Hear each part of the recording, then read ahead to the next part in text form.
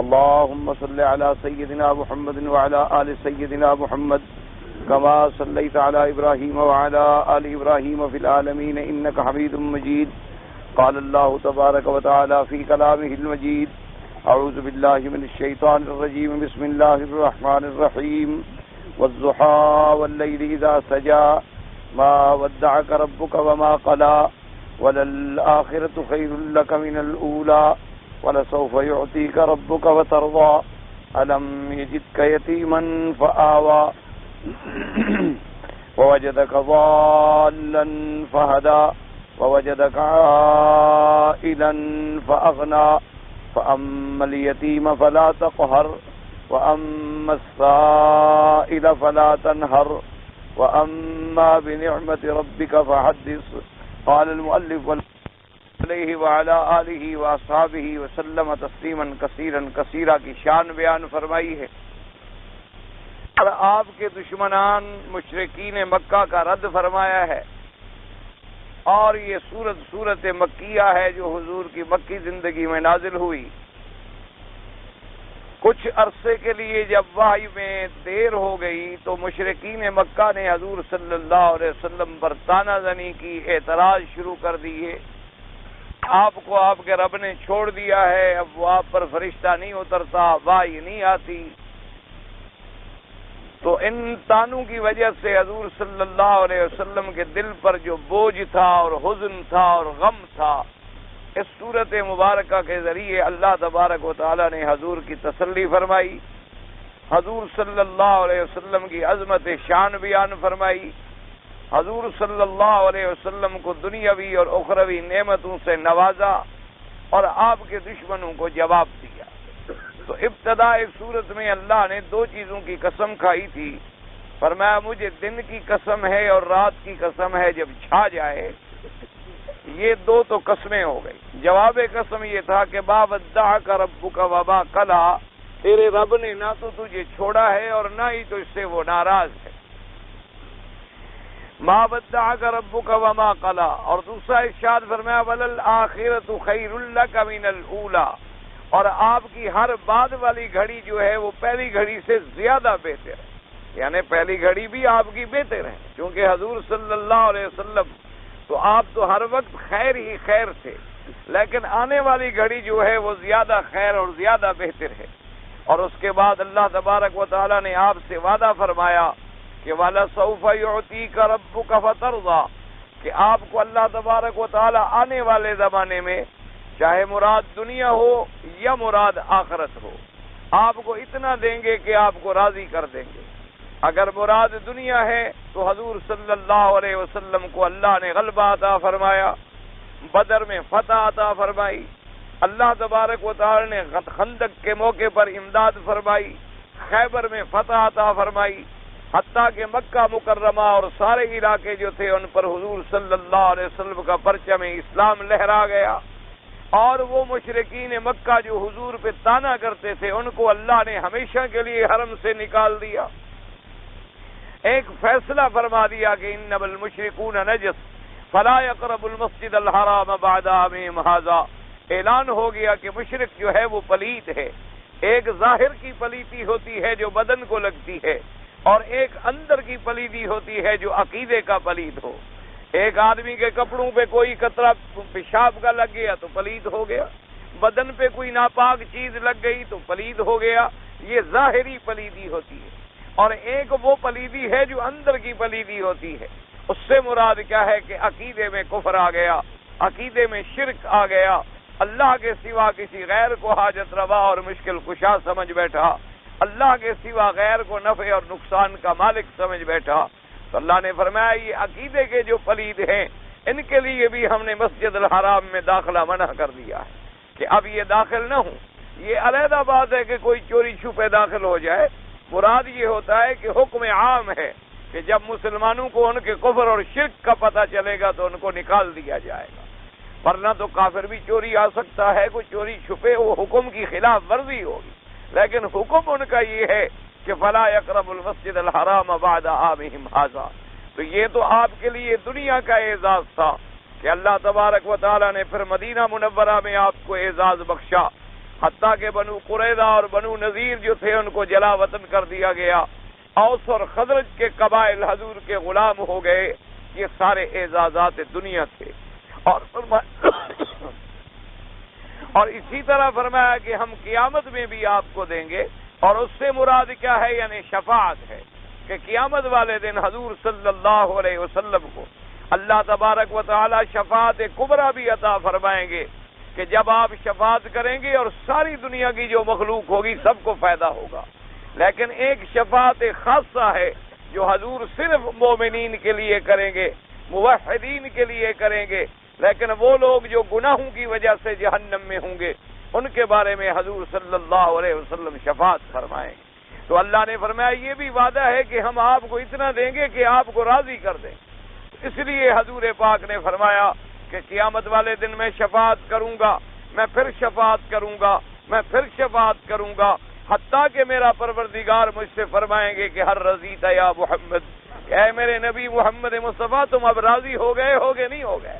تو میں کہوں گا رضی تو یا رب، اے پروردگار عالم میں راضی ہو گیا۔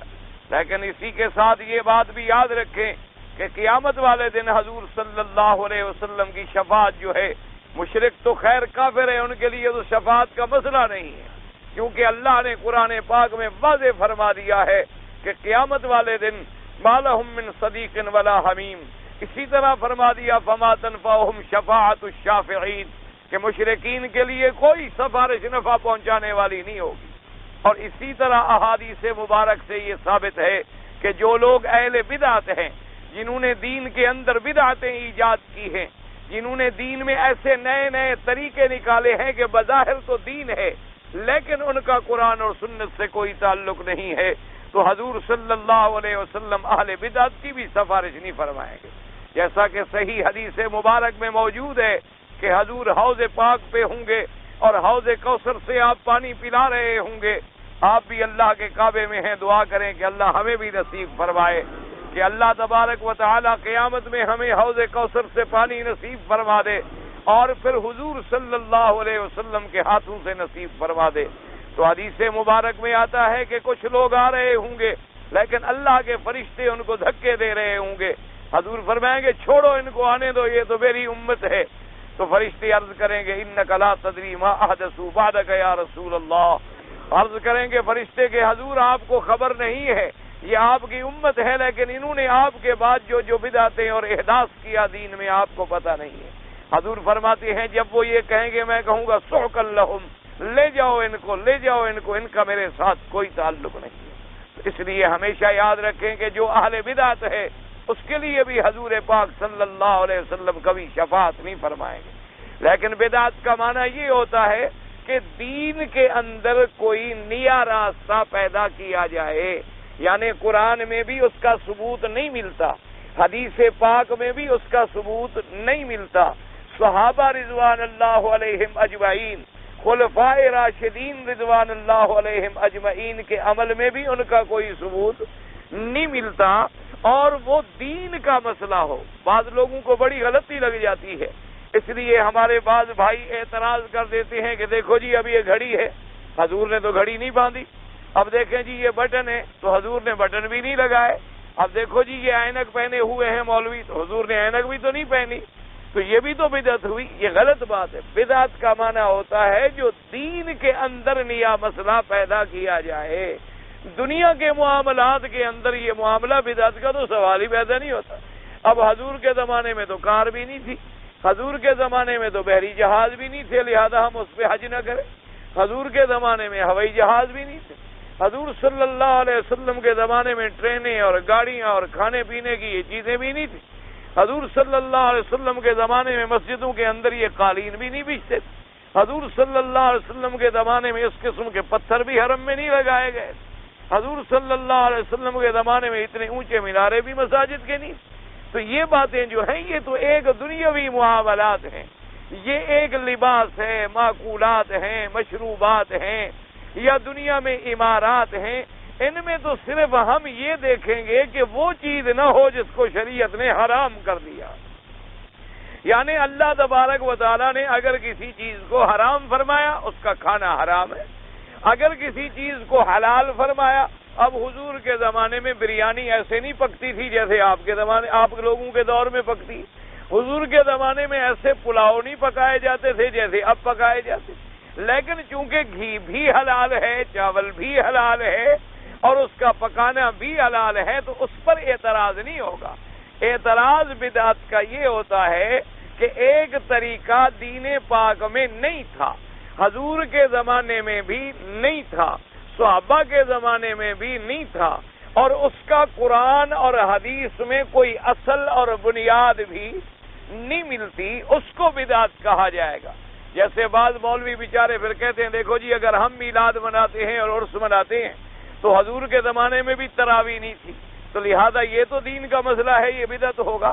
تو یہ بدعت نہیں ہے، اس لیے کہ حضور نے 3 راتیں تراویح پڑھائی ہے، تو اس کا اصل تو حدیث میں موجود ہو گیا، یعنی بنیاد رکھی اس کی محمد الرسول اللہ نے صلی اللہ علیہ وسلم، اور آپ نے جماعت سے پڑھائی۔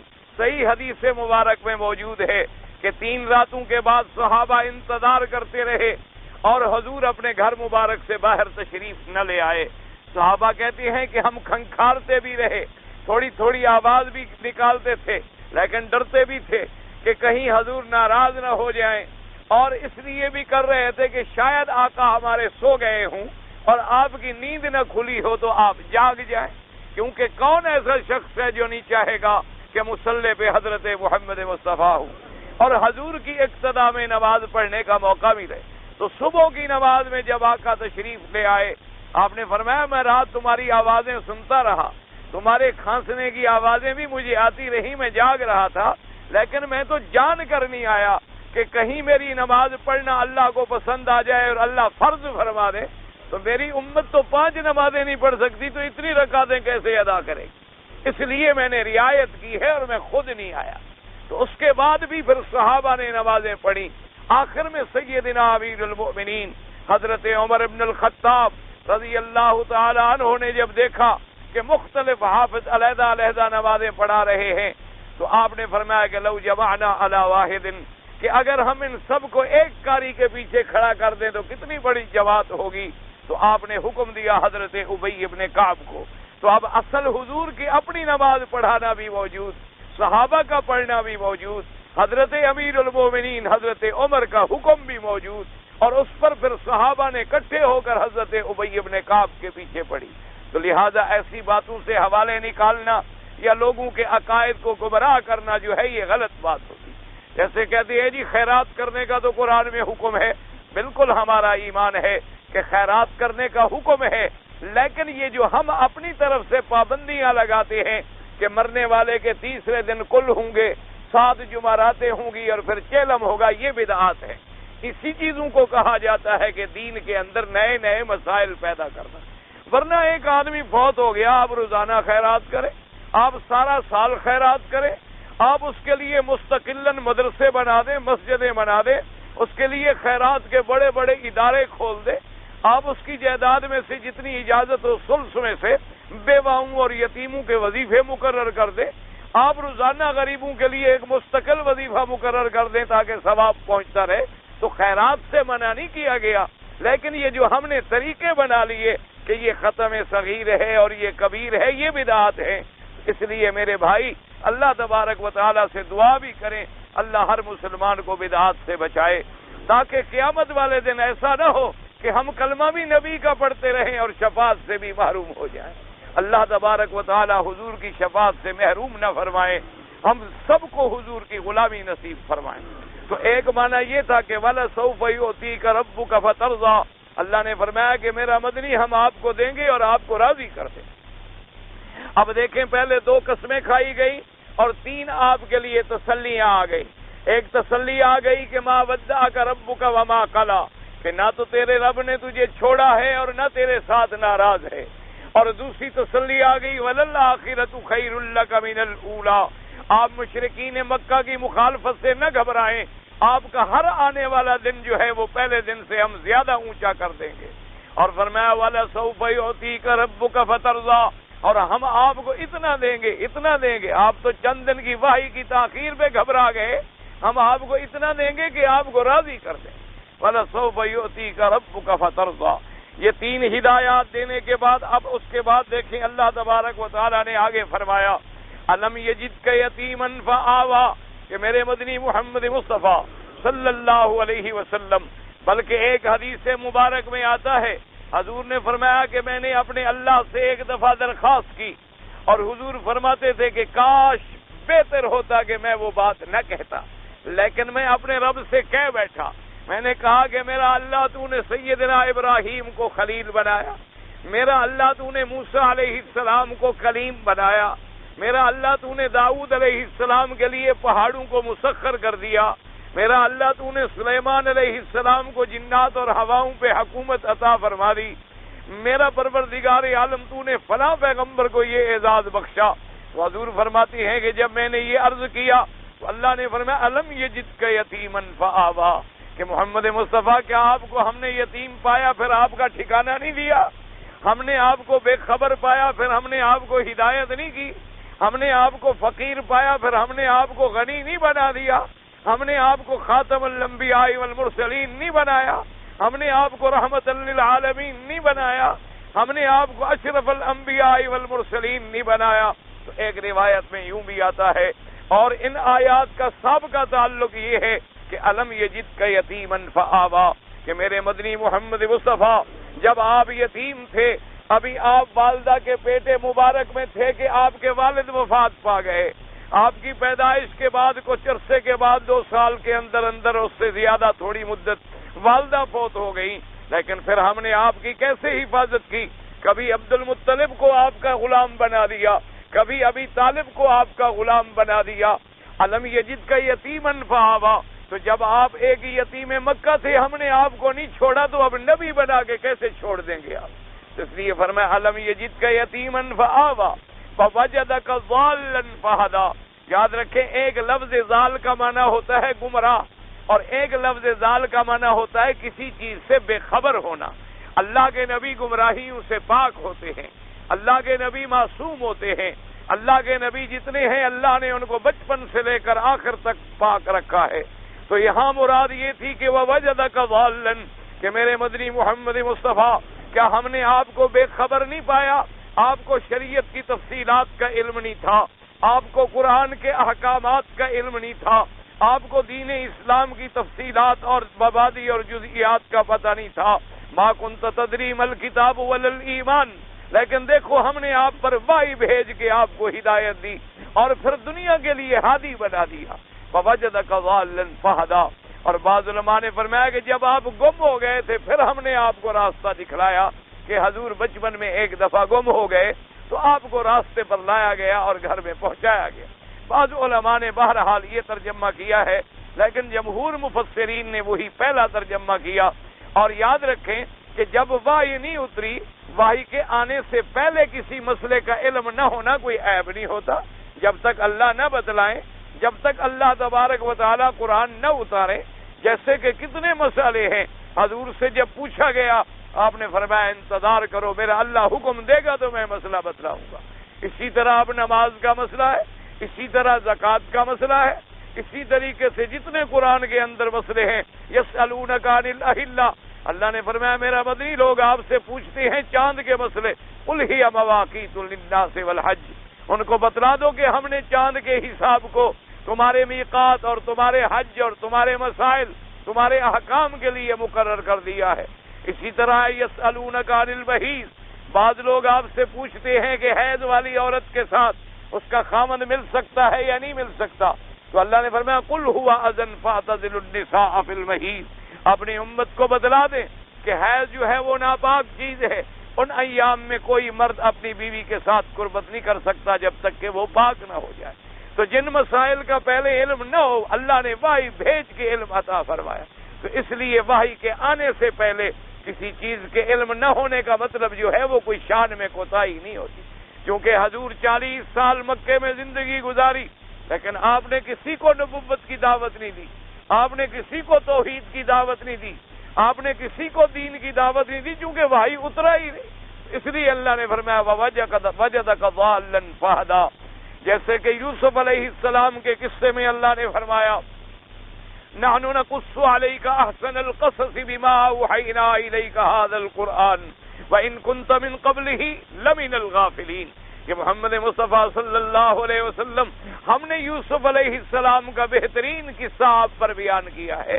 آپ تو اس سے بے خبر تھے، آپ کے علم میں تو نہیں تھا کہ یوسف علیہ السلام پہ کیا بیتی. تو لہذا فرمایا گیا ووجدک ضالا فہدی. اور اللہ نے تیسرا انعام فرمایا ووجدک عائلا فاغنی. عائلا عائلہ سے ہے، عائلہ کا معنی ہوتا ہے فقیر. یعنی اللہ نے فرمایا کہ ہم نے آپ کو مسکین نہیں پایا کہ آپ جب پیدا ہوئے تو گھر میں دیا بھی نہیں جل رہا تھا. آپ جب پیدا ہوئے تو گھر میں کوئی دولت، کوئی دنیا، کوئی سرمایہ، کوئی پیسہ نہیں تھا. لیکن میرے مدنی محمد مصطفیٰ دیکھو ہم نے آپ کو کیسا غنی فرما دیا کہ پہلے ہم نے آپ کو بی بی خدیجہ کے مال میں تجارت کا موقع پیدا کر دیا. پھر بی بی خدیجہ کو آپ کے نکاح میں لا کے بی بی خدیجہ کی پوری دنیا آپ کے قدموں میں ڈال دی. پھر حضرت صدیق ایمان لائے تو انہوں نے اپنا مال اور دھن پورا لٹوا دیا. اور اس کے بعد پھر ہم نے مدینے کے منورہ کے انصار کو غلام بنا دیا. پھر ہم نے فتوحات نصیب کر کے پوری دنیا کے اندر آپ کے اسلام کا پرچم بلند کر کے آپ کو غنی بنا دیا. فرمایا ووجدک عائلا فاغنی. یہ تین چیزیں، یہ تین نعمتیں ذکر کرنے کے بعد اب پہلے دیکھیں تین تسلیاں آ گئیں، اس کے بعد تین انعامات کا ذکر کر دیا گیا، اور آخر سورت کے اندر اب اللہ تبارک و تعالی تین چیزوں کی ہدایت عطا فرماتے ہیں. تو پوری سورت پہ غور کریں کہ اس سورت مبارک میں جو ایک چھوٹی سی سورت مبارکہ ہے جو چند جملوں پر مشتمل ہے، لیکن اس کے اندر کتنے احکامات ہیں، اس کے اندر اللہ تبارک و تعالی نے کتنے اعزازات ہیں، اس کے اندر اللہ تبارک و تعالی کے کتنے فرامین ہیں اور کتنے احکامات ہیں. پہلے دو قسمیں آ گئی، اس کے بعد تین تسلیاں آ گئیں. تین تسلیوں کے بعد تین انعامات کا ذکر آ گیا، اور تین انعامات کے ذکر کرنے کے بعد اب آخر سورت مبارک میں تین ہدایات آ گئیں. پہلی ہدایت کیا آئی؟ فرمایا فَأَمَّا الْيَتِيمَ فَلَا تَقْهَرْ.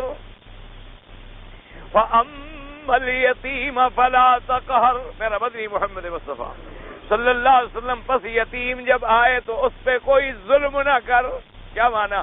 کہ ہم نے آپ کو یتیم بنایا تھا کہ یتیم آپ کو یاد رہے.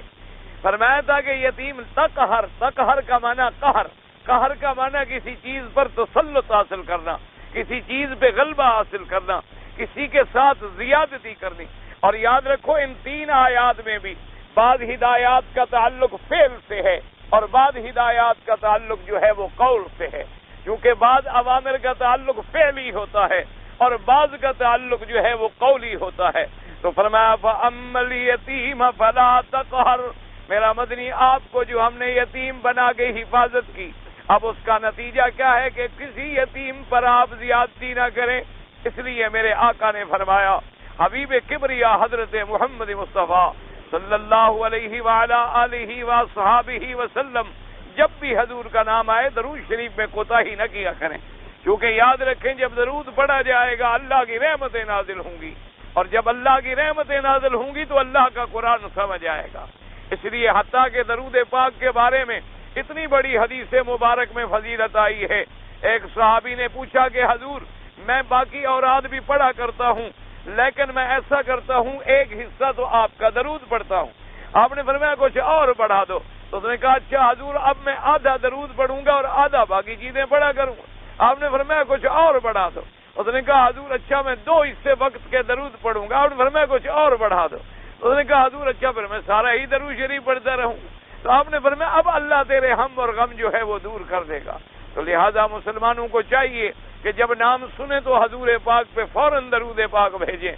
بلکہ یاد رکھیں آپ طواف کر رہے ہیں، آپ گھر جا رہے ہیں، آپ آ رہے ہیں، چلتے پھرتے اٹھتے بیٹھتے جب اللہ توفیق عطا فرمائے، کیونکہ یہ قاعدہ ہے کہ جتنا درود آدمی زیادہ پڑھے گا اتنا قیامت میں اس کو قرب نصیب ہوگا حضرت محمد رسول اللہ صلی اللہ علیہ وعلا آلہ وصحابہ وسلم تسلیما کثیرا کثیرا.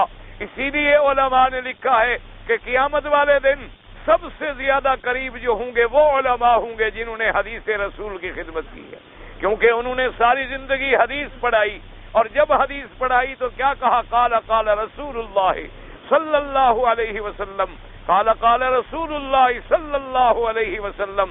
تو انہوں نے ہر حدیث کے اول میں ہر حدیث کے آخر میں لکھتے ہوئے، پڑھتے ہوئے، بولتے ہوئے حضور صلی اللہ علیہ وسلم پہ درود بھیجا، حضور صلی اللہ علیہ وسلم کی سنت کی اشاعت کی، حضور صلی اللہ علیہ وسلم کی حدیث کی حفاظت کی۔ اس لیے قیامت والے دن اللہ تبارک و تعالی ان کو زیادہ سے زیادہ قرب نصیب فرمائیں گے۔ اسی لیے جیسے روایت میں آیا، میرے آقا نے فرمایا آمنہ کے لال حبیب کبریا نے کہ اللہ نے پہلے زمانے میں بنو اسرائیل کے زمانے میں جو کام انبیاء سے لیا ہے، اللہ میری امت کے علماء سے لے گا۔ تو اب اتنا بڑا شرف جو ملا ان کو کیوں ملا ہے؟ محبت حدیث پاک سے۔ اور جب حضور کے قول سے محبت ہو تو حضور کی ذات سے کتنی محبت ہوگی؟ جب حضور کے فرمان سے محبت ہو، جب حضور پاک کی حدیث سے محبت ہو، جس آدمی کو حضور پاک کی حدیث کی کتاب کا احترام ہو، وہ کبھی حضور کے شان میں بے ادبی کر سکتا ہے، کبھی کسی قسم کی تنقید کا کوئی پہلو سوچ سکتا ہے؟ تو اس لیے بہرحال جب بھی نام آئے تو میرے آقا نے فرمایا کہ انا وقافل الیتیم کہاتین فی الجنہ، او کما قال رسول اللہ صلی اللہ علیہ وسلم۔ حضور نے فرمایا کہ میری امت، میں اور وہ آدمی جو کسی یتیم کی حفاظت کرتا ہے، یعنی کسی کے گھر میں یتیم ہے اور یتیم کا کھانا پینا، کپڑا، لباس، حفاظت، خدمت کرتا ہے، فرمایا قیامت والے دن ایسے ہم جنت میں ہوں گے، یعنی جیسے یہ تھوڑا سا فرق ہے، اتنے وہ میرے قریب ہوگا جنت والے دن، یعنی اتنا اللہ تبارک و تعالیٰ اس کو مرتبہ عطا فرمائیں گے۔ اسی طرح حدیث مبارک میں آیا، حضور نے فرمایا کہ سب سے بڑا خوش قسمت گھرانہ وہ ہوتا ہے جس گھرانے میں کوئی یتیم ہو اور یتیم کے ساتھ حسن سلوک کیا جائے، یعنی اس کے ساتھ حسن سلوک، اپنے بچوں کی طرح اس کے ساتھ معاملہ کیا جائے۔ حضور نے فرمایا سب سے بہتر گھرانہ وہ ہے، اور فرمایا سب سے برا گھرانہ وہ ہے جس میں یتیم ہو اور یتیم کے ساتھ بے سلوکی اور زیادتی کی جائے، وہ سب سے برا گھرانہ ہوتا ہے۔ کیونکہ یتیم ایسا ہوتا ہے کہ جس کا باپ نہیں ہے، جس کا ماں نہیں ہے، جس کی نگرانی کرنے والا کوئی نہیں، جس کو پوچھنے والا کوئی نہیں۔ آدمی اپنے بچوں کے پڑھانے کا فکر کرتا ہے، سونے کا، کھانے کا، پینے کا، لباس کا، لیکن یتیم کے ساتھ کوئی پرواہ نہیں کرتا۔ تو اس لیے اللہ نے اپنے نبی کو یتیم بنا دیا تاکہ دنیا کو کچھ شرم آئے کہ میں اگر یتیم سے زیادتی کر رہا ہوں تو یتیم تو حضرت محمد مصطفیٰ بھی تھے صلی اللہ علیہ وعلا آلہ وصحابہ وسلم تسلیما کثیرا کثیرا۔ اور اسی طرح حدیث پاک میں آتا ہے من مسح راس یتیم، حضور نے فرمایا جو یتیم کے سر پر محبت سے ہاتھ پھیر دے، اس کے ہاتھ کے نیچے جتنے بال آتے ہیں اتنی اللہ نیکی عطا فرما دیتے ہیں۔ اور اسی طرح ایک حدیث مبارک میں آتا ہے کہ ایک یتیم رو رہا ہے، اس کو کسی نے مارا، وہ رو رہا، اللہ نے فرمایا ملائکہ دیکھو یہ میرا بندہ، یہ یتیم بچہ کیوں رو رہا ہے؟ تو ملائکہ عرض کریں گے اللہ آپ تو جانتے ہیں، آپ تو سب کچھ جانتے ہیں، آپ سے تو کوئی چھپی ہوئی بات نہیں ہے۔ تو اللہ تبارک و تعالیٰ فرمائیں گے کہ غیبت اباہ بالتراب، میں نے اس کے باپ کو مٹی میں چھپا دیا، یعنی مر گیا، میں نے اس کے والدین کو موت دے دی، اب اس بچے کو لوگ ستا رہے ہیں۔ فرمایا من ارضاہ، جو شخص آ کر اس بچے کو راضی کرے گا اس پر میں بھی راضی ہو جاؤں گا۔ اسی لیے حضرت عبداللہ ابن عمر رضی اللہ تعالی عنہما جب کسی یتیم کو دیکھتے تو آپ ان کے سر پہ ہاتھ پھیرتے، آپ ان کے ساتھ مسکراتے، اور آپ کوئی نہ کوئی چیز ہوتی تو ان کو ضرور عطا فرما دیتے تاکہ وہ مسکراتے ہوئے چلے جائیں اور قیامت میں اللہ تبارک و تعالیٰ کی ہمیں رضا جو ہے وہ حاصل ہو جائے۔ اسی لیے حکم دیا گیا ان الذین یاکلون اموال الیتامی ظلما انما یاکلون فی بطونہم نارا، اللہ نے فرمایا جو لوگ ظلم اور زیادتی کر کے یتیموں کا مال کھاتے ہیں گویا وہ اپنے پیٹ میں جہنم کے انگارے بھر رہے ہیں، کیونکہ یتیم کے مال کو کوئی پوچھنے والا تو ہوتا نہیں۔ ایک بات یہ ہے کہ اگر شرعی ضرورت کے تابع آپ کے گھر میں کوئی یتیم ہے، آپ اس کے مال کی حفاظت کر رہے ہیں، لیکن آپ مجبوراً اتنی جتنی کی ضرورت ہو اس کے مال سے لے لیتے ہیں، تو اس کی بھی شریعت نے اجازت دی ہے، لیکن شرط یہ ہے کہ کسی مسکین پر اور خاص طور پہ یتیم پر کوئی ظلم نہ کیا جائے۔ تو لہذا ہر مسلمان کا فرض ہے کہ وہ یتیموں کا بطور خاص خیال رکھیں۔ جہاں جہاں یتیم ہے سب سے پہلے اپنے رشتہ داروں میں اور اپنے اقربا میں اور اپنے محلے میں اور اپنے قریبوں میں، چونکہ جتنا آدمی اپنے عزیزوں کو جانتا ہے اتنا دور والوں کو نہیں جانتا۔ تو پہلا ہدایت نامہ جو ملا میرے آقا حضرت محمد الرسول اللہ صلی اللہ علیہ وسلم کو یہی ملا کہ فَأَمَّا الْيَتِيمَ فَلَا تَقْهَرْ، میرا مدنی صلی اللہ علیہ وسلم۔ اچھا، بعض قاریوں نے پڑھا تقہر، یاد رکھو، ایک تو قرات ہے نا قاف کے ساتھ 2 نقطے والا کاف، ایک قرات ہے باریک کاف، کعبے والا کاف، جیسے کعبے میں لکھتے ہیں نا آپ کاف تو وہ تو باریک ہوتا ہے، تو بعض نے کہا تقہر، لیکن یاد رکھے صحیح قرات راجحہ جو ہے وہ تقہر ہے 2 نقطے والے کاف کے ساتھ، کیونکہ ویسے معنی تقریباً قریب ہے۔ تقہر قہر سے ہے، قہر کا معنی کسی پہ ظلم کرنا، کسی پہ تسلط کرنا، کسی کو ناجائز دبانا اور ستانا اور اس کے حقوق کو غصب کر لینا۔ اور اگر تقہر دوسرے کاف کے ساتھ ہو، اس کا معنی ہوتا ہے کسی کو زجر کرنا، جھڑک دینا، کسی کے ساتھ ناجائز طریقے سے زبان میں سختی کرنا۔ جیسے کہ ایک صحابی کہتے ہیں، انہوں نے کہا کہ میں نے حضور پاک سے ایک دفعہ سوال پوچھا، لیکن فرماتے ہیں بھی ابی و امی، فرماتے ہیں میرا ابا اماں قربان ہوں حضرت محمد مصطفیٰ پر صلی اللہ علیہ وسلم۔ دیکھو کیسے صحابہ ادب سے نام لیتے تھے، کہتے تھے بے ابی و ہمارا ماں باپ حضور پہ قربان ہوں۔ جیسے کہ حضرت ابی ذر رضی اللہ تعالیٰ عنہ نے فرمایا اوصانی حبیبی و خلیلی، فرماتے تھے میرے حبیب میرے خلیل حضرت محمد مصطفیٰ صلی اللہ علیہ وسلم نے مجھے یہ نصیحت فرمائی ہے۔ تو حضور صلی اللہ علیہ وسلم کے وہ صحابی ہیں اور فرماتے ہیں کہ میں نے کہا ہے کہ واللہ ما رأیت احسن معلما منہ، کہتا ہے خدا کی قسم ہے حضور سے زیادہ بہتر دین پڑھانے والا، دین سمجھانے والا، تعلیم دینے والا میں نے نہیں دیکھا۔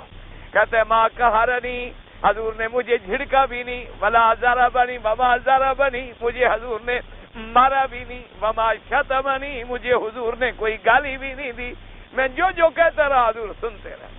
اسی طرح حضرت انس ابن مالک رضی اللہ تعالیٰ عنہ جو حضور کے خادم ہیں میرے پاک نبی صلی اللہ علیہ وسلم کے، فرماتی ہیں کہ میں نے 10 سال حضور کی خدمت کی ہے، 10 سال حضور کا غلام رہا ہوں۔ فرماتے ہیں ما ضربنی ولا قہرنی، کبھی حضور نے مجھے مارا نہیں، کبھی حضور نے مجھے جھڑکا نہیں، اور اگر میں نے کوئی غلط کام کر دیا تو یہ فرمایا کہ تم نے ایسا کیوں کیا، اور اگر کبھی میں لیٹ ہو گیا کام نہیں کر سکا تو پھر بھی ناراض نہیں ہوئے کہ کیوں نہیں کیا، کبھی حضور صلی اللہ علیہ وسلم نے مجھے نہیں جھڑکا۔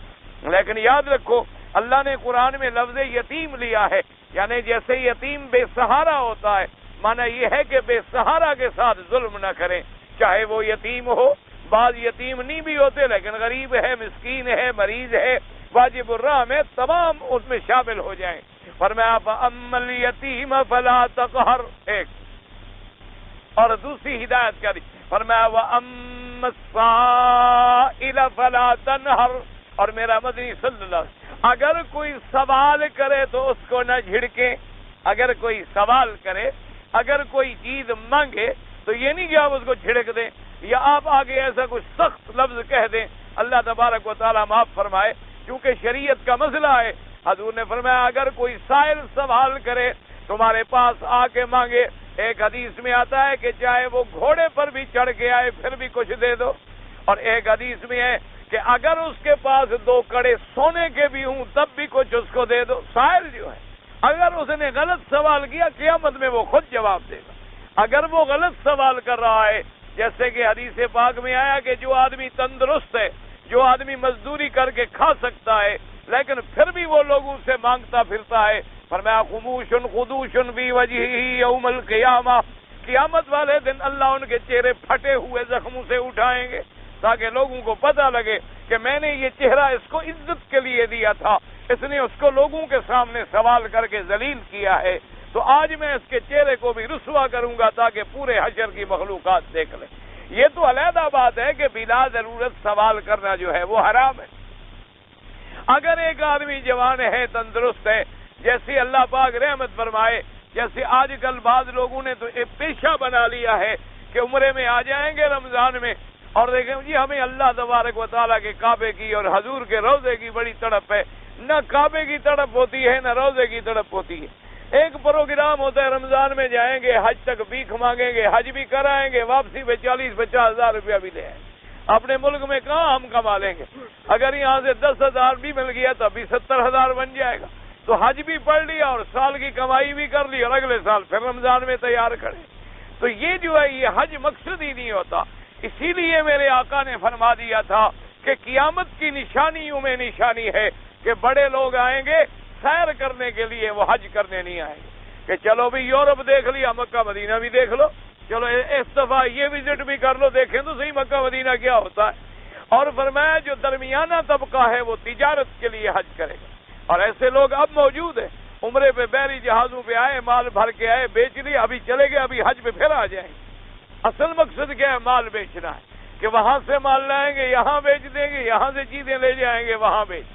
حضور نے فرمایا یہ قیامت کی علامت ہے کہ بڑے آدمی سیر و سفر کے لیے حج کریں گے، درمیانہ طبقہ جو ہے فرمایا وہ تجارت کے لیے حج کرے گا.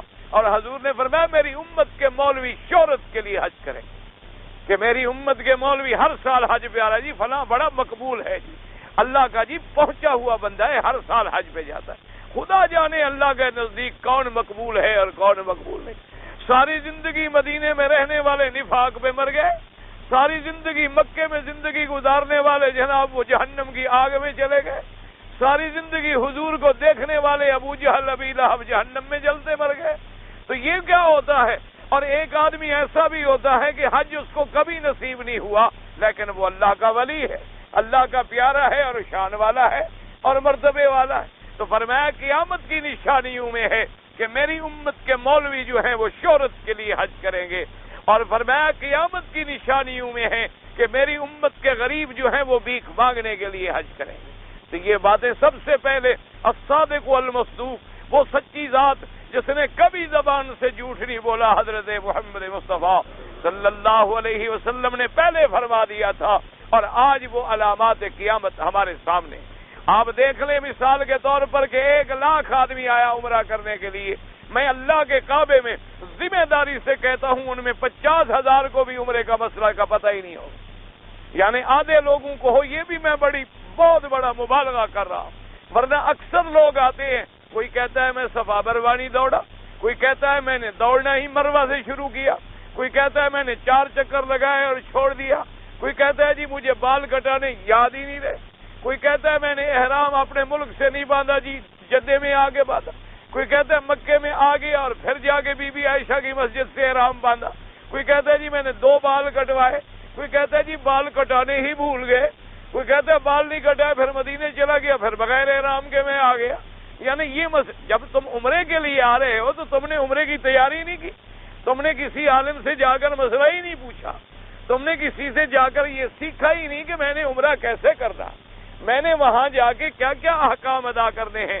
تو صاحب سمجھ آ گئی کہ عمرہ مقصود ہی نہیں ہے، یا تو کاروبار مقصود ہے، یا مزدوری مقصود ہے، یا بھیک مانگنا مقصود ہے، یا تجارت کرنا مقصود ہے، یا لوگوں کی بھیڑ چال ہے کہ چلو لوگ جا رہے ہیں ہم بھی چلے جائیں، لوگ یہ نہ کہیں یار اتنا عرصہ ہو گیا یہ آدمی مکہ مدینہ بھی نہیں گیا. ورنہ اگر تمہیں عمرے کی تڑپ ہوتی، اگر تمہیں حج کی تڑپ ہوتی، اب دیکھو پورا ذی القعدہ کا مہینہ ہے، 10 دن ذی الحج کے ہیں، ابھی 10 دن شوال کے ہیں، یعنی 1 مہینہ 20 دن باقی ہے. ایمان سے کہیں خدا کے کعبے میں اگر ہر آدمی روزانہ ایک مسئلہ بھی سیکھتا رہے تو اس کا حج غلط ہو سکتا ہے؟ سوال ہی پیدا نہیں ہو سکتا. حج کون سا ایسا مسئلہ ہے جو سمجھ نہیں آ سکتا؟ کتنے آدمی ہیں جن کو دیکھتے ہیں آپ کہ 10 سال سے حج کر رہے ہیں، اللہ کے کعبے کے طواف بھی کر رہے ہیں، اپنے ملک میں جا کے قبروں پہ ہاتھ باندھے بھی کھڑے. تو ایسے حج کرنے کا کیا فائدہ؟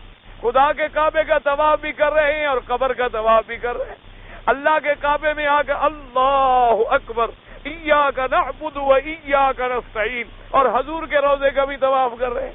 تو ایسی عبادت کا اور ایسے حج پڑھنے کا کیا فائدہ کہ جب تک ہمارے عقیدے میں بھی انقلاب نہ آئے، ہمارے عمل میں بھی انقلاب نہ آئے اور ہم حج کے لیے تیاری بھی نہ کریں. خدا کے لیے آپ کو اللہ نے اگر حج نصیب کیا ہے، آپ چھوٹی موٹی کوئی کتاب حج کی لے لیں، یا اگر کتاب نہیں ملتی چھوڑیں کسی پڑھے لکھے آدمی سے، سمجھ لیں احرام کیا ہوتا ہے، ہم نے احرام کیسے باندھنا ہے، ہم نے مینا کب جانا ہے، ہم نے طواف کب کرنا ہے، طواف کہاں سے شروع ہوتا ہے. آپ کل کھڑے ہو جائیں دیکھ لیں، عمرے والے آئیں گے چاہے عربی ہوں اجمی ہوں، ہندی ہوں سندھی ہوں، پٹھان ہوں بلوچی ہوں، کوئی بھی ہوں، دیکھیں کوئی رکن یمانی سے طواف شروع کر رہا، کوئی کعبۃ اللہ کے دروازے سے شروع کر رہا ہے، کوئی آدمی جناب حجر اسود سے آگے جا کے، حالانکہ مسئلہ یہ ہے کہ اگر حجر اسود سے پہلے آپ رکن یمانی سے طواف شروع کریں طواف نہیں ہوگا۔ حجر اسود سے اگر کوئی 2 قدم گزر کے نیت کرے، سارے چکر پورے کرے، طواف ادا نہیں ہوگا۔ طواف ادا کرنے کا طریقہ ہے، لیکن شرط یہ ہے کہ کوئی سیکھے۔ اس لیے حضور نے فرمایا کہ سائل آئے اما السائل فلا تنہر، آپ اس کو نہ جھڑکیں، اور بعض علماء نے فرمایا اما السائل فلا تنہر، میرا مدنی محمد مصطفیٰ صلی اللہ علیہ وسلم اگر آپ سے کوئی دین کا سوال کرے تو اس کو بھی نہ جھڑکیں، یعنی کوئی آدمی دین پوچھنے آتا ہے اور آپ ناراض ہو جائیں، آپ آگے سختی سے جواب دیں، فرمایا نہ، کیونکہ جاہل کا علاج ہی سوال جواب ہے۔ جب جاہل آدمی آئے گا وہ تو غریب پوچھے گا، اور پوچھے گا تو لازمی بات ہے الٹی سیدھی بھی مارے گا، الٹی سیدھی بھی وہ بات کر لے گا، اس کو آتا جو نہیں، تو فرمایا اس کو بھی محبت سے اور پیار سے جواب دیں۔ اس لیے شریعت کا حکم یاد رکھیں، اگر کوئی فقیر سوال کرے تو اس کو کچھ دے دو۔ حضور نے فرمایا دینے کی طاقت نہیں ہے، محبت سے ٹال دو کہ بھائی اللہ آپ کو بھی عطا کرے، مجھے بھی عطا کرے، مجھے توفیق نہیں۔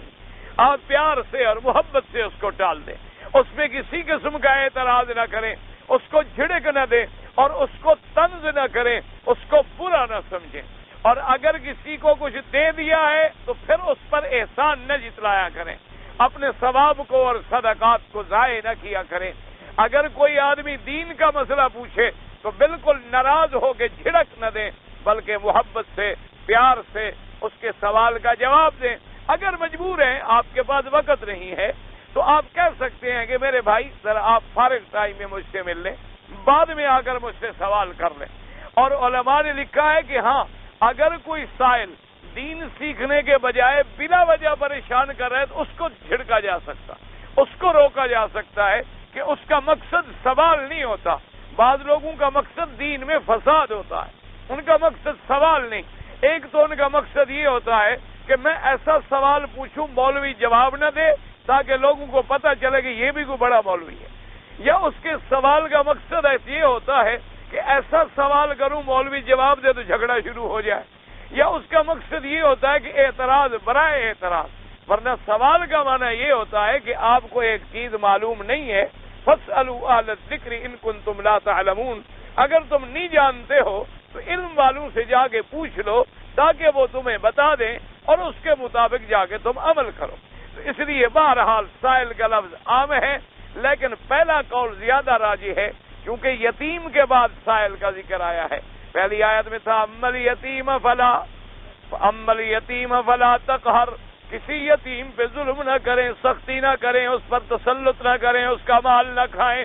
وَأَمَّا السَّائِلَ فَلَا تَنْهَرْ، چونکہ یتیم کے بعد ہے نا سائل، تو سائل سے مراد یہ ہے کہ کوئی یہ نہ سمجھ لے کہ میرا مدنی اگر یتیم ہو تو بس اس کا خیال رکھے، یتیم نہ ہو، ویسے سائل ہو، ویسے فقیر ہو، ویسے غریب ہو، یتیم نہ ہو۔ فرمایا اس کو بھی اگر کچھ نہ دے سکیں تو کہیں بھی اللہ کریم، جیسے یہاں دیکھا ہے نا عرب اگر کچھ نہ دے سکیں اور سائل سوال کرے اس کو کہہ دیں گے اللہ کریم، اللہ بڑا سخی ہے بھائی، تجھے بھی دے گا ہمیں بھی دے گا، اللہ کریم کہہ دیں گے، تاکہ یہ ایک محبت کا جواب ہوتا ہے کہ بھی اصل سخی تو اللہ کی ذات ہے نا، مجھ سے کیا مانگ رہے ہو، اسی سے جا کے مانگو، اس میں ہدایت بھی ہے، اس میں سبق بھی ہے، اس میں پیار بھی ہے، دعا بھی ہے کہ اللہ تبارک و تعالیٰ کریم ہے، اللہ سخی ہے، تیری حاجت بھی پوری کریں گے اور میری حاجت بھی پوری کریں گے۔ اور آج کل مانگنے والے تو اللہ معاف فرمائے مستقل عذاب ہے، یعنی اب تو یہ حالت ہو گئی ہے کہ آپ کسی ایک آدمی کو خیرات دے ہی نہیں سکتے، یعنی یقین فرمائیں آپ کہ آپ نے 1 ریال نکالا اور کسی کو دیا اور سارے آگے انشاءاللہ آپ پہ چڑھ جائیں گے، آپ کو زندہ ہی نہیں چھوڑیں گے۔ اگر آپ بہت زیادہ کوئی ڈھیٹ ہڈی کے بنے ہوئے ہیں تو کپڑے تو ضرور پھاڑ ڈالیں، یعنی اب اتنا مانگتے ہیں، میں تو نکلتا ہوں، میں تو خیر ہنستا ہوں ان کے ساتھ، میں جاتا ہوں نا تو آ جاتے ہیں، تو اب کبھی کبھی میں سلوار قمیض پہن لیتا ہوں نا، چلو بھی تاکہ خام خواہ جو آدمی ہر وقت بنا پھرے تو چلو کبھی دوسرے کپڑے پہن لیے، کسی نے پہچانا کسی نے نہ پہچانا، جان چھوٹ گئی، اپنا دور پھرتے رہے، تو وہ سمجھتے ہیں شاید یہ کوئی نیا حاجی آ گیا ہے، وہ بیچارے آ جاتے ہیں عجیب ریال دے، میں نے کہا خدا کے بندے تمہارا ہمارا تو پیشہ ایک ہے، ہم خود یہی کام کرتے ہیں، تم جو مولوی سے مانگو تو مولوی دے دے تو مر جائے، قیامت آ جائے۔ نہ آپ ایمان سے کہو مولوی کو دیتا ہو کبھی دیکھا؟ نہیں، ناراض نہ ہوں آپ، ناراض نہ ہوں، میرا کوئی مولوی بھائی کھڑا ہو تو اللہ معاف کرے مجھے بخش دے، مجھ سے ناراض نہ ہو جائے، لیکن آپ یقین، اچھا آپ 11ویں کرتے ہیں، کل کرتے ہیں، کبھی مولوی نے کل کیے ہیں؟ نہیں، اگر کیے ہوں تو شرط لگا، کبھی مولوی صاحب نے آپ کے گھر میں 11ویں کا دودھ بھیجا ہے؟ یہ ساری بلا صرف ہمارے لیے ہے؟ نہ ایمان نہیں، یہ اللہ کے کعبے میں ہو، مذاق کی بات نہیں، بالکل ٹھنڈے دل سے آپ چلو بھی اس دفعہ ایسا کریں، جب 11ویں آئے نہ چلے جائیں مولوی صاحب، اس کو کہیں حضرت آپ 11ویں شریف کی رات ہے، سنا ہے کہ بڑا ثواب ہوتا ہے، ہمیں کھلائیں، اگر آپ کو کھلائے نا جو مرضی ہے کریں، کہا کہ بڑے بدتعلیم ہیں، یہ عجیب محلے والے لوگ ہیں، بھائی آپ کو بھیجنی چاہیے تھی، آپ مجھ سے لینے کے لیے آگے، اب دیکھیں آنکھیں نہ نکال لیں، اس کو پتا ہے کہ یہ تو مسئلہ ہے پیٹ کا ہم نے بنایا ہوا ہے، ہم اپنے پیسے کیوں حرام کریں؟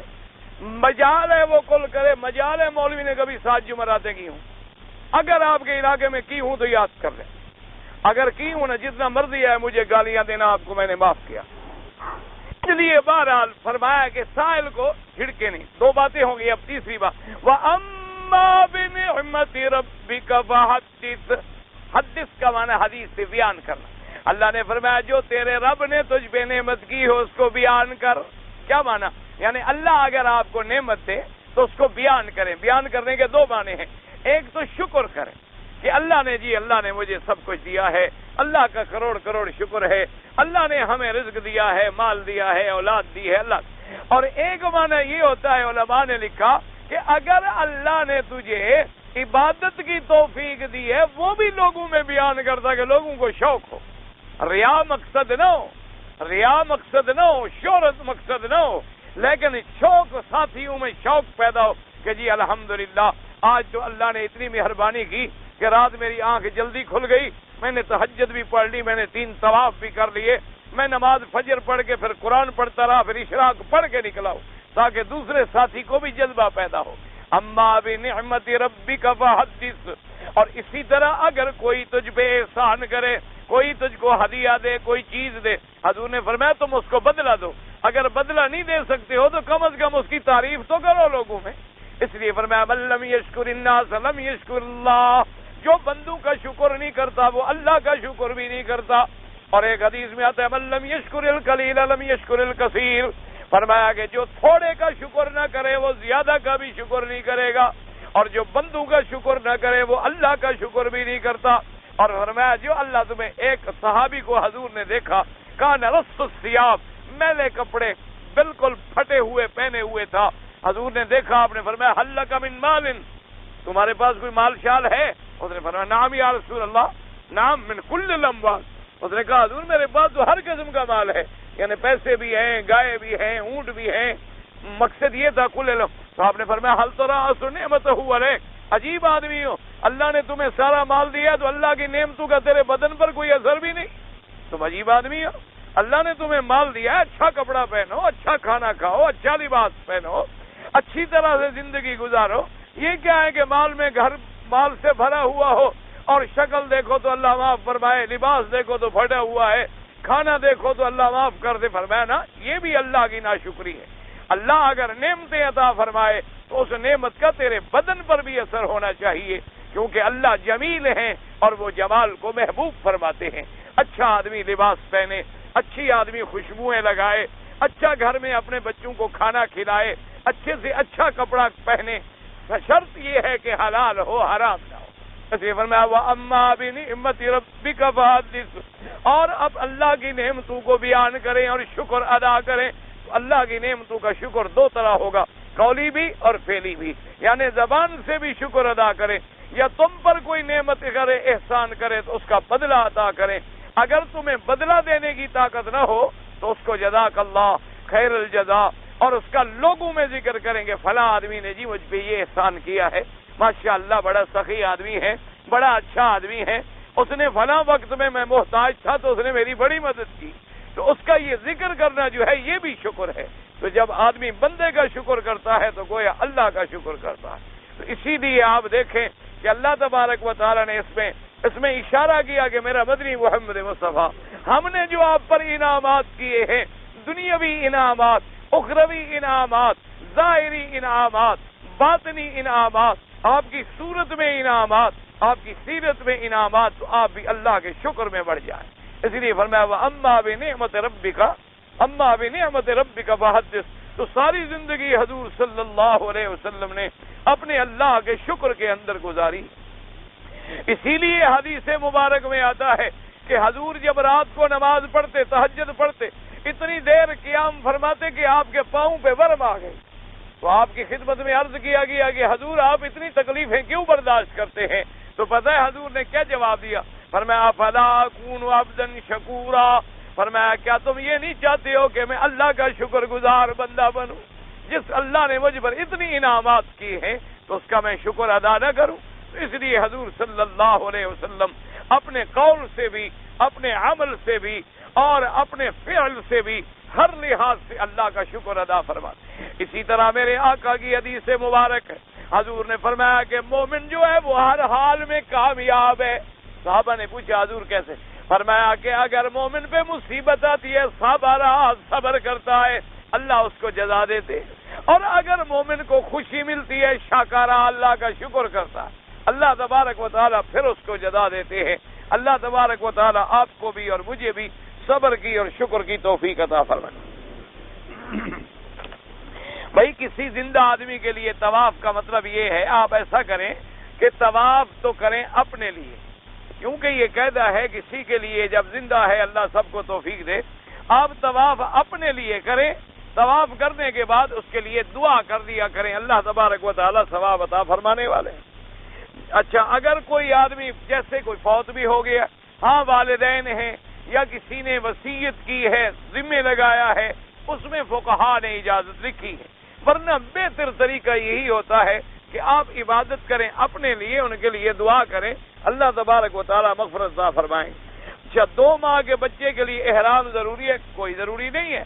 2 ماہ کا بچہ ہے، اس کے لیے نہ حج فرض ہے، نہ احرام فرض ہے، نہ کوئی چیز فرض ہے، لیکن اگر والدین اس کی نیت کر لیں گے اور ہر عمل میں ویسے بھی وہ ساتھ ہوگا تو اللہ تبارک و تعالیٰ ثواب عطا فرمائیں، ورنہ اس کے لیے شریعت میں وہ احکام کا مکلف ہی نہیں ہے۔ جب تک کہ بچہ بالغ نہ ہو جائے اس وقت تک اس پر شریعت کے احکام کی پابندی نہیں ہوتی۔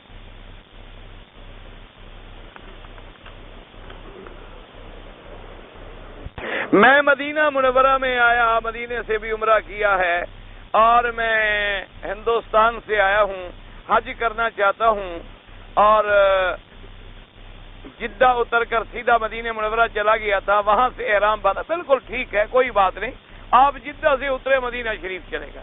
تو جو آدمی جدے سے آگے مدینہ چلا جائے یا جدے کی نیت سے آئے کہ میں نے جدہ جانا ہے اور جدہ رہوں گا 1 دن 2 دن، رشتہ داری ہے یا کام ہے، اس کے لیے بھی احرام ضروری نہیں۔ احرام ضروری تب ہوتا ہے جب اپنے ملک سے چلے اور سیدھا مکے میں آنے کی نیت۔ اگر مدینہ شریف کی نیت ہے پھر بھی احرام ضروری نہیں ہے، تو آپ نے ٹھیک کیا۔ پھر مدینے سے آپ احرام باندھ کے آئے، وہ بھی آپ نے ٹھیک کیا۔ اب آپ نے حج کرنا ہے تو انشاءاللہ آپ کا حج مفرد ہے اور آپ پر حج کی بکری واجب ہی نہیں ہے۔ اللہ پیسے دے دے تو 1,00,000 دفعہ 100 بکری کر دو، اور اگر نہ ہوں تو جو لوگ، ایک موٹا مسئلہ یاد رکھیں، جو لوگ رمضان میں آ گئے چاہے کہیں سے آ گئے اور انہوں نے شوال میں عید کے بعد کوئی عمرہ نہیں کیا، ان کا حج مفرد۔ سیدھی سی بات یاد رکھیں، ان کے لیے حج کی بکری واجب نہیں ہے۔ اگر اللہ پیسے دے کر دے، نہ ہو تو کوئی ضروری نہیں۔ کسی سنی لڑکی کا نکاح شیعہ سے ہو سکتا ہے؟ میری رائے تو یہ ہے کہ ایسے نکاح نہ کیا کریں، کیونکہ دیکھا یہی گیا ہے کہ یہ لوگ قرآن کے بھی منکر ہیں اور سیدہ عائشہ رضی اللہ تعالی عنہا پر بھی تہمتیں لگاتے ہیں، اور اس میں کوئی اختلاف ہی نہیں ہے کہ جو قرآن کا منکر ہو یا بی بی عائشہ پر تہمت لگاتا ہو اور اب بھی اس کی غیبت کرتا ہو تو اس کے کافر ہونے میں کوئی شک نہیں۔ تو لہذا بہرحال ایسے رشتوں سے بالکل اجتناب کریں، ورنہ نتیجہ یہ نکلتا ہے۔ میں نے بڑے بڑے لوگ دیکھے ہیں، خود بیچارے پکے سنی ہیں، گھر میں ایک عورت جو شیعہ آ گئی پورے گھرانے کو شیعہ کر، ان کے گھروں سے باقاعدہ ماتم ہوتے ہیں، ان کے گھروں سے تزیے نکلتے ہیں۔ تو اس لیے جتنا آدمی باطل فرقے سے دور رہے گا اللہ محفوظ رکھے گا۔ ہاں کچھ لوگ ہیں جو کہتے ہیں کہ کچھوا جو ہے وہ حلال ہے.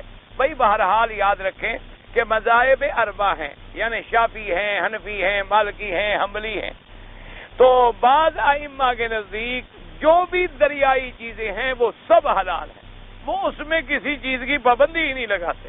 امام ابو حنیفہ رحمۃ اللہ علیہ صرف مچھلی کے علاوہ باقی چیزوں کو حلال نہیں سمجھتے.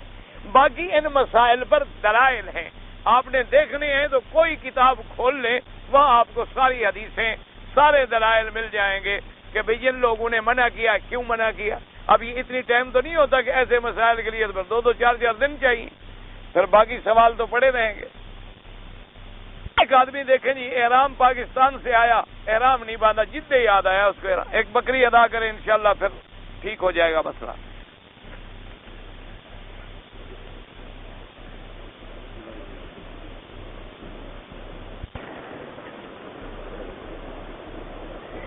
بہرحال عجیب بات ہے جی. کہتا ہے کہ میری ماں پہلے آئی مکے میں 3 سال اس کو ہو گئے. اچھا جی ٹھیک ہو گیا. پھر 3 سال کے بعد میرا باپ آیا تو میری ماں کے پاس ایک لڑکا بھی تھا. سیدھی بات ہے وہ حرام کا ہے، اس میں بھی کوئی شبہ ہے. جب 3 سال تک خاوند بیوی ملے ہی نہیں اور لڑکا جو پیدا ہو گیا تو واضح بات ہے اب زیادہ ایسی باتیں کھولنے کی کیا ضرورت ہے. بار صورت چونکہ نکاح قائم ہے، نسبت تو باپ کی طرف کی جائے گی، لیکن اللہ کے ہاں تو وہ باپ کا نہیں ہے نا، اللہ تو جانتے ہیں. تو اس لیے بہرحال ایسی عورتوں سے رشتہ توڑ لیا جائے تو زیادہ بہتر. اسی لیے تو آخر اللہ نے طلاق رکھی ہے نا. اور طلاق ہے کیوں؟ میں نے آخری روزہ 30 رمضان کو رکھا اور آ کے کوئی بات نہیں، ٹھیک ہے آپ کا بھی وہی رہے گا، افراد ہی رہے گا.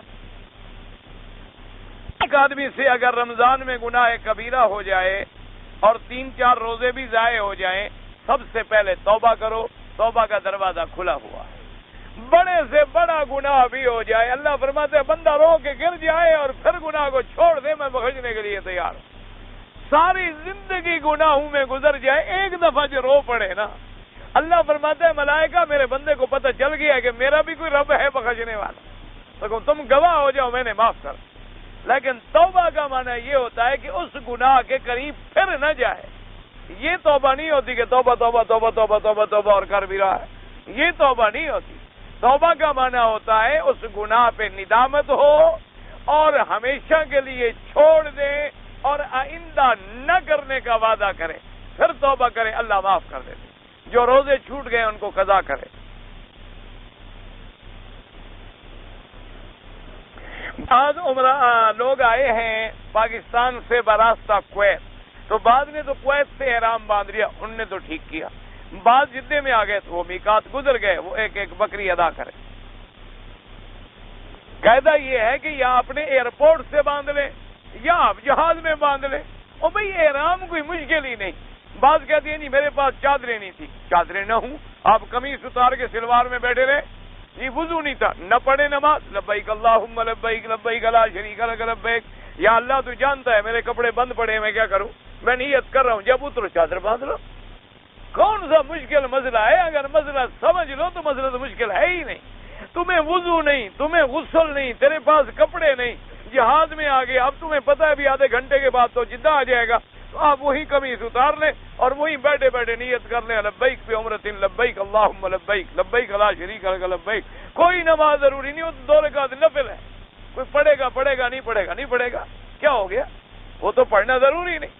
غسل کیا نہیں کیا، وضو کیا نہیں کیا جہاز میں کیا کرے؟ وہ مجبور ہے.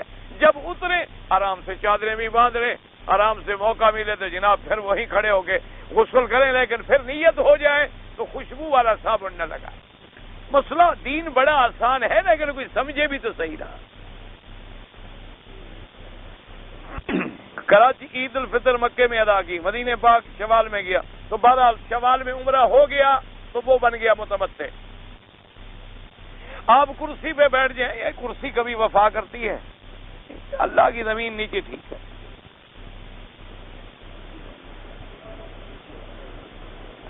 آپ کی آواز قریب کو لوگوں کو پہنچی، آپ دعا کریں گے دور والوں کو بھی پہنچے.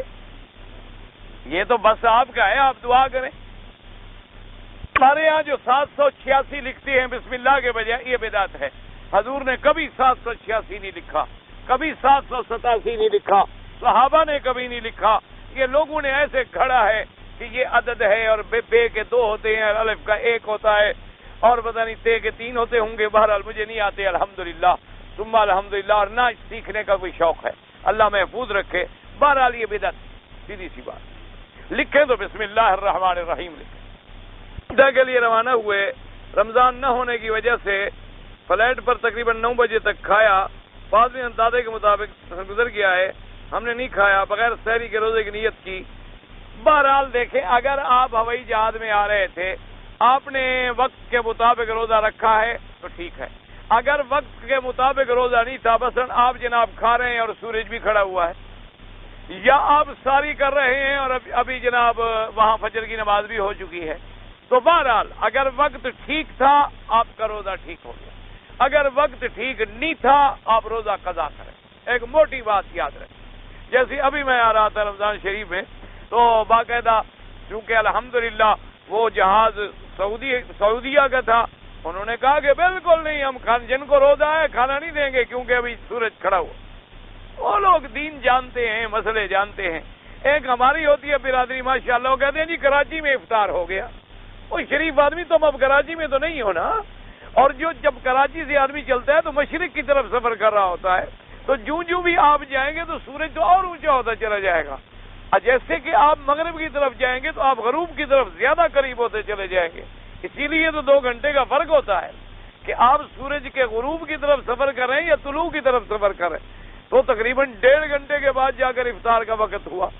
اس لیے ہمیشہ بہرحال آپ نے وقت پہ اگر روزہ رکھا روزہ ہو گیا، ورنہ روزہ قضا کر لیں.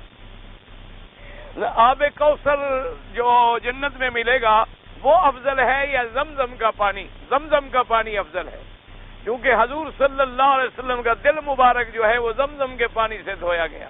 اگر جنت کا پانی افضل ہوتا تو جبریل جنت سے پانی بھی لے آتے، کوئی مشکل بات نہیں تھی. اس لیے زمزم کا پانی افضل ہے. لیکن زمزم کا افضل پانی تب اثر کرے گا جب اندر ایمان بھی ہو، ورنہ ابو جہل ساری زندگی زمزم نہیں پیتا رہا. نہ ایمان سے کہو کیا پیتا تھا. تم قبروں پہ سجدے بھی کرتے رہو، زمزم پیتے رہو، کچھ نہیں ہوتا. پہلے توبہ کرو، عقیدے ٹھیک کرو، اللہ دعا کرو ہم سب کے دل ظاہر باطن پاک کرے، اور جو نہیں آئے اللہ ان کو بھی لے آئے، اللہ ان کو بھی زمزم نصیب کرے. سب کے لیے دعا کیا کرو. اچھا جی، آدم علیہ السلام نبی صلی اللہ علیہ وسلم کی سیرت سے ہوئی.